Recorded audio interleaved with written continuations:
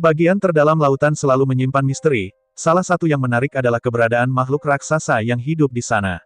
Beberapa hewan laut seperti cumi-cumi, gurita, spons laut, maupun berbagai spesies lainnya, tumbuh dengan ukuran tubuh yang lebih besar.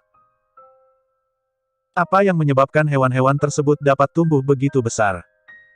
Saat memasuki bagian terdalam dari lautan, temperatur akan semakin rendah dan minim oksigen. Kondisi ini menyebabkan metabolisme hewan-hewan tersebut sangat lambat. Disinyalir hal itulah yang menyebabkan hewan-hewan di laut dalam, memiliki ukuran yang sangat besar. Kondisi ini umumnya disebut dengan gigantisme. Gigantisme adalah kecenderungan invertebrata dan hewan laut dalam memiliki ukuran lebih besar, dibandingkan spesies hewan di perairan dangkal.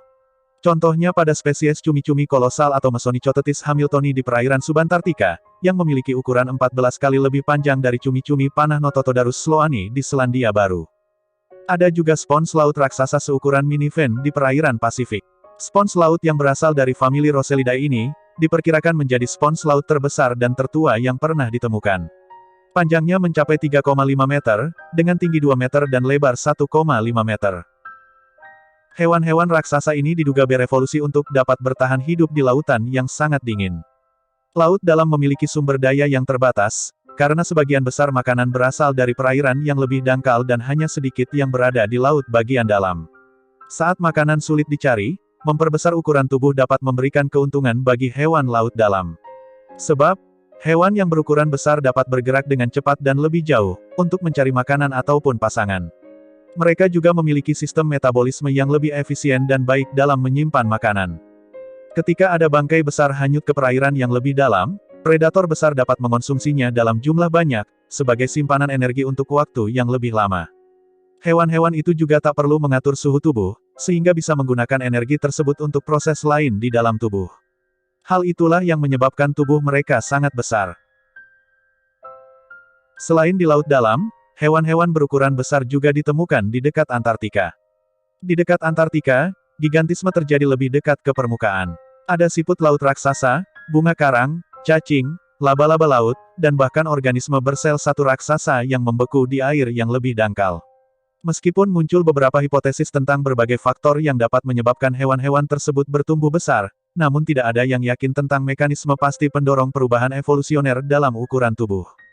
Makhluk hidup seperti hiu Greenland atau Somniosus microcephalus, di ekosistem itu tumbuh dengan sangat lambat. Hiu Greenland tumbuh sekitar 1 cm per tahun, dan tidak mencapai kematangan seksual sampai mereka berusia sekitar 150 tahun. Sebagian disebabkan karena kurangnya pemangsa di laut dalam, sehingga hiu ini dapat hidup sangat lama dan tumbuh begitu besar. Hiu Greenland memiliki masa hidup maksimum setidaknya 272 tahun. Hal tersebut diketahui berdasarkan analisis jaringan mata hiu.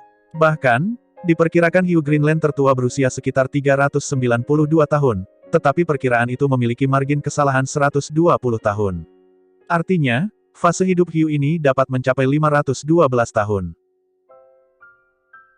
Gigantisme di Antartika dapat dikaitkan dengan pasokan oksigen di perairan dingin yang mengelilingi benua beku.